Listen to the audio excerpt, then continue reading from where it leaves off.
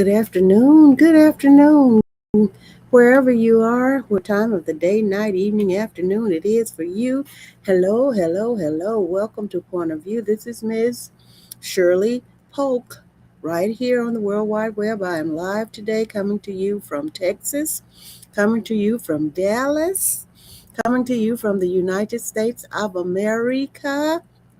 I am just so happy to be here with you this 2 days away.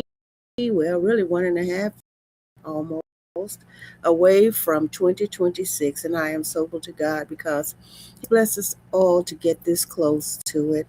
And I pray that we will make it. And just in case, and it's not His will that we will make it into the kingdom of God forever if we cross that eternal threshold. I am so grateful. As I sit before you to speak, I pray to you that my soul you will keep. And if I should die before I finish, I pray to you, dear God, in the name of Jesus, that any outstanding sins will be forgiven. Amen. We're talking about closing out the old year, preparing for the new year. Close out the old year, preparing for the new year. And I am excited about this. Look at this. We are going into 2026. We're going into 2026. It's the year 2026. And I want to share something with you, closing out the year and preparing for the new one. And I did have some information that I wanted to share. Let me get it. This is from, all right, it's from my Bing.com. I am so happy that you're here with me, and please share this. Please share this webcast.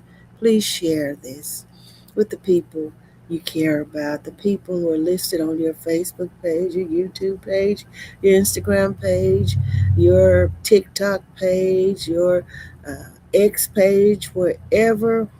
Please share this with them. To prepare for the new year and close out the old, consider the following steps. Reflect on the past year. Take time to reflect on your achievements, challenges, and lessons learned. This introspection can help you get clear goals for the upcoming year. That is so true. That is so good. So reflect on the past year. Think about it.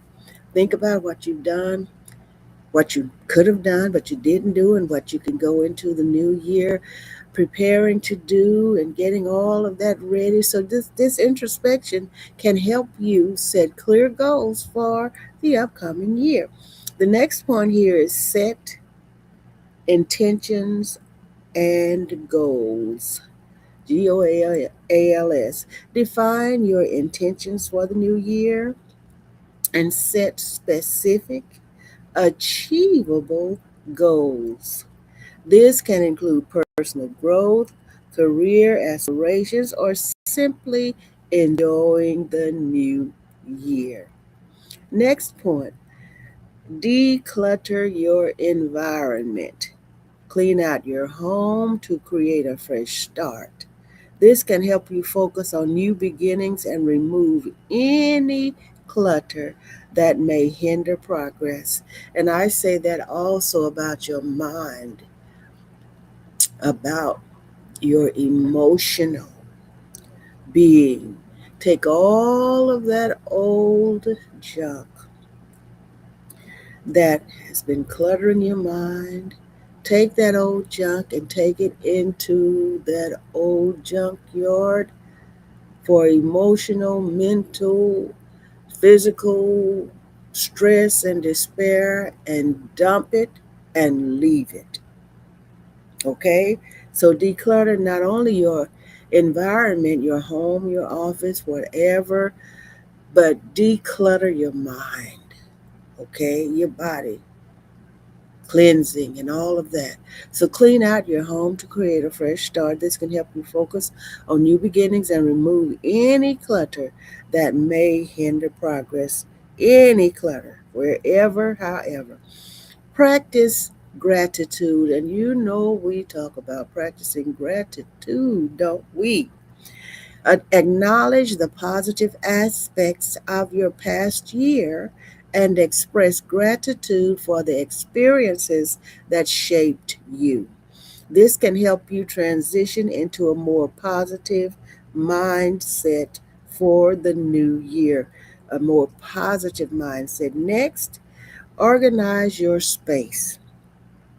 Organize your space. Ensure your living space is tidy and organized, as a clean environment can promote clarity and focus for the new year. By following these steps, you can effectively prepare for the new year while closing out the old with a sense of purpose and clarity. How about that? Oh, yes. Now let's go to psychology today. Closing the year and preparing for the new one. Psychology today. Let me see who prepared this. And being, I always like to give credit where credit is due, and that is Bing.com. So it doesn't give a name right there, but we know it's Bing. That's site.com. Okay, let's get into closing the year and preparing for the new one with Psychology Today. And you know, Psychology Today is one of my favorite sites. Oh, yes. This is Susanna Newsonen, Newsonen, Newsonen. Closing the year and preparing for the new one. A personal perspective, 14 questions to help you get clear on where you want to go next. This was posted in 2023 on December the 15th, my son's birthday in 2023, and it has been reviewed by Devin Fry. Devin Fry. So let's get into the key points. The new year is a great time to reflect on where you are, where you've been, and where you'd like to get next. Sounds familiar to being, doesn't it? The next point, reflecting on the past year, can help you get clear about what you want in your new year. The next point is set goals or intentions that work best for you. You hear that? That is key. The goals and intentions that work best for you. So the writer goes on, Susanna, I love the sense of beginning a new calendar year, that the new sense of beginning a new calendar year gives. It makes so much, yes, so much sense. The what brings the new calendar year. Okay, there's so much we can do for ourselves, so much. And I am just grateful, grateful, grateful. Oh, yes, I am, that I can prepare and present this great information to you. It is awesome. It is awesome. It is so good. Now, and so the writer is saying, I love the sense of beginning a new calendar, that the sense of beginning a new calendar year gives. Even though it is simply one night, turning the calendar from one year to the other, it is an opportunity to make positive changes. It's a great time to reflect on where you are, where you've been, and where you'd like to get next. Reflection is the perfect way to close the old year and open the door to the new one. The perfect way. The perfect way. Oh, yes, it is. The perfect way to close out one and go in. And even though she said it's just like a night, you turn in the calendar at midnight 2025 becomes the beginning of 2026. It is amazing. It is amazing, but I am so grateful for it. There's so much more opportunity if we're allowed to get into this new year. So much opportunity, so much potential in the next year. And we just take up from where we are now and go. That's what we do. That's what we do. So, as I continue, some like to accompany this period of reflection by deep cleaning the house, decluttering the shelves, and purging the wardrobe. It's a metaphorical way of getting the unwanted old out and making space for your new desires. But before you rush into thinking about the new year, start by reflecting on the one that is about to close. You see the topic? My topic: closing out the old year and preparing for the new. Closing out the old year and preparing for the new. Oh, I'm so excited about this. So, before you rush, I repeat, into thinking about the new year, start by reflecting on the one that is about to close. Now, want to ask the question, now, why should I do that? When I'm going into a new year, I don't have to worry about the old year. Oh, this is why. Yes, quiet. Because that's going to help you get clear on what you want in your new year. It'll help you clarify, okay? Now we're going to close out the old year, okay? Finish these sentences to start reflecting on the year that has just passed. Passed, okay? Now, when tomorrow night, and you could say, this was a year of. If you were to summarize your year in a sentence or two, what would you say? This can give you an overachieving or overarching theme for the year, which makes it easier for you to digest it, okay? If you want to go deeper, you can list some of your most memorable moments from each month. This will remind you of everything that happened and how you felt about them. Number two, the things I'm most proud of in the year are. Think about that. It's so important to take time to celebrate. Remind yourself of everything you've achieved and be proud of every single one of them.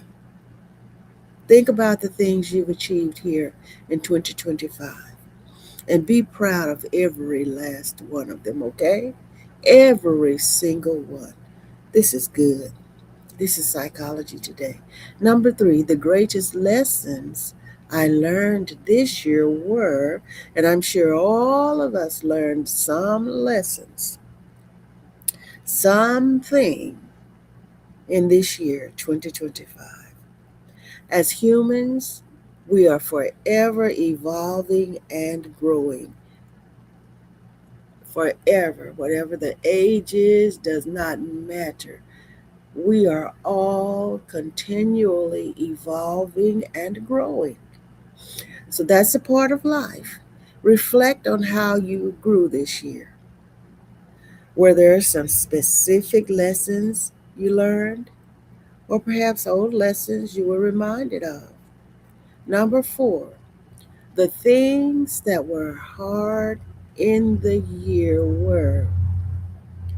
The things that were hard in the year were, and just fill it in for yourself. So, reflecting on your challenging times can help you to make sense of them. It will remind you how strong and resilient you are, making you more confident for the new year. And that resilience, that's one of my words that I really, really, really cherish. Resilience. God made all of us resilient. We can take things that come our way, whatever it is, and survive. We thrive. You see my motto scrolling under there: live, love, survive, thrive, 2025 and forever. We're resilient. We're resilient beings, and God made us that way. We could take a licking and keep on ticking. Okay? Now that's not mine, I think that's that battery, I believe. Take a licking and keep on ticking. Number five, after this year, I'm letting go of. Think about what do you need to let go of? Think about what you're planning to let go of. Do you need to let go of it? These are things to consider. Sometimes there comes a time when you have to let go of toxic things, bad habits, or people who no longer support you. Now that's a fact.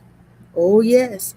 We can try to reason within our minds, well, this and this and this and that. But if these people are toxic, they are not for you, it's time to let them go. Matters not who they are. And saying let them go, it could even be family. And so you have to let them go in a way that doesn't affect you in a negative, hurtful, harmful way. You can still have a relationship with them, but there's time you have to choose and pick how far. You have to set boundaries where they can only go so far, come so far into your personal life and your personal space, even though you can love them dearly. But there must be boundaries. You must remove that negativity from your life. You could even commit to making a conscious effort to let go of self-doubt, fear of failure, or anything that you feel is holding you back. Naturally, it will be a process to let go of these things, but putting down on paper your commitment to do exactly that will make it more likely for you to keep at it and succeed with it. This is nice, isn't it? We're talking about closing out the old year, preparing for the new year. You could even hear this is number six, the people or animals from this year I want to thank are. You could even write a thank you letter or message to each one of these individuals. They would love it. Number seven, from this year, I'm taking these things to the next year. There are some things we're going to take into the next year. Oh, yes. Some things that are going to be great for us. So from this year, think about it. From this year, I'm taking these things to the next year. What worked this year that you want to take to the next year? Ask yourself that. What worked for me this year, 2025, that I want to take with me into 2026? What did you enjoy that you want to do more of? What good feelings did you have that you want to feel in the new year too? So now we're going to open the new year. Now that you've taken time to reflect on what has happened in this year, 2025, and how it has affected you, you're in a better position to think about what you want next. Think about it, reflect, think about it. Okay, so here's what you can say. Next year, I want to feel, so fill in the blanks, okay? I want to feel, fill in the blanks of what you want to feel. Be as literal or metaphorical as you want. Number two, the most beautiful life I can imagine next year looks like dot dot dot. That's ellipsis, okay?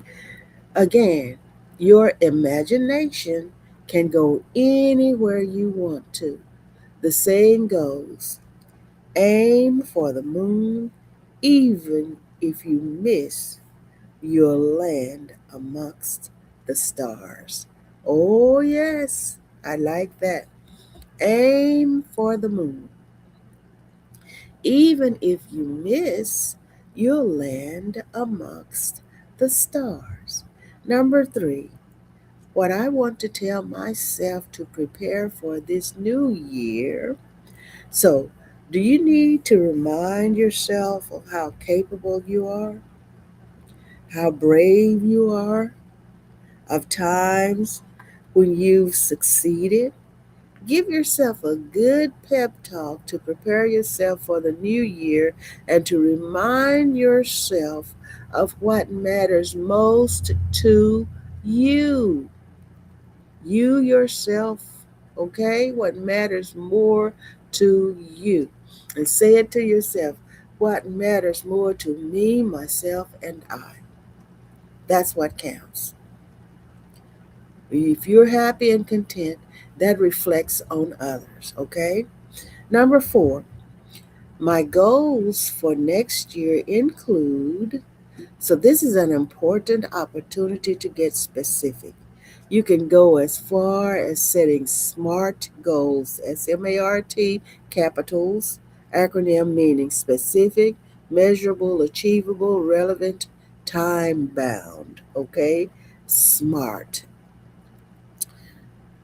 Specific, measurable, achievable, relevant, time bound.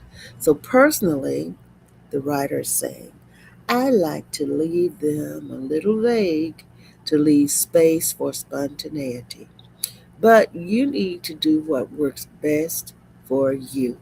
Always remember this is what's best for you, okay?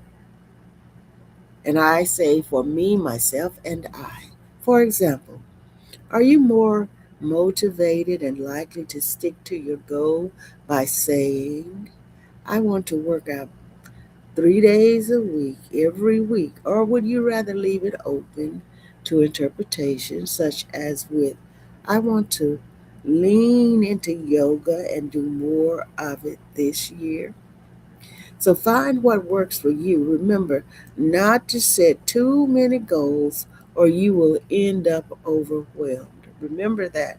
And I repeat, remember not to set too many goals or you will end up overwhelmed. Pick a maximum of 5 life areas that are most important to you. For example, family, mind, body, work, leisure, and stick to 1 to 2 goals in each of them. Oh, yes, this is wonderful. This is so good. I am so thankful for the opportunity to webcast and present to you the things that are very important to me. Okay, here we go. My word for the next year is, and you know what my motto is forever, but you can pick a word for next year, okay? My word for the next year is, picking a word for the next year is a great way to set an overview arching overarching theme for the year. This should not contradict your goals, but fit in with them. If you struggle with this, start by choosing your word and then do your goals after. They all need to work well together. Number 6, my intention for the next year is whilst your goals are focused on what you want to achieve in the future, intentions are about how you want to feel in the present moment. Think about how you want to live each day, how you want to feel, and how you want to walk through life. For example, the author said, one year my word was slow. And in line with that, she said, my intention was to do things more mindfully, to stop rushing, and to take my time with enjoying things. And that makes so much sense. Take your time. What do they say? Stop and smell the roses. Take a pause and enjoy your life from here on out, okay? Number 7, my affirmation for next year is, and people we know they make New Year resolutions, but my affirmation for next year is, what is one or it's a one or the few affirmations or affirmation you can come back to in the new year to remind yourself of who you are, what you're aiming for, or how you want to feel. Think about it. Think about it. Oh, and Susanna Newsonen, MAPP, is a philosopher and writer. Her mission is to spread hope and love, and one reader at a time. And you can go to her website, SUSANNA website, and she's on Facebook and Instagram. Also, it has been a pleasure on this 30th day of December, having one more day after today in the year 2025. God is awesome. He is supercalifragisticexpialidocious. He is better than good. And I appreciate you for being here with me. You are just inspirational because you are here with me. I love you so much. And I pray and trust that your new year, the year 2026, will be the beginning of the best years of your life. Just the beginning. And from that 1 second after midnight into 2026, I want it to be great, marvelous, awesome for you, for all of us from then, and it will just get better and better and better and better in spite of the things that come along in our lives that are negative or that are part of life, and we consider it negativity. But whatever happens in our lives, let's thrive to be able to take it and to move on in a positive way. Yes, if there's a mood we should be in to deal with it, let's deal with it normally and like we are supposed to, because things will happen. They happen every micro, femco, picosecond that we don't have any control over. But one thing about it is you can practice to take it in stride, whatever, because the inevitable is, okay, it's coming. It's coming. There are some things coming We have no control over. We have no control over anything, but God does. And I love you so much, and we love Him.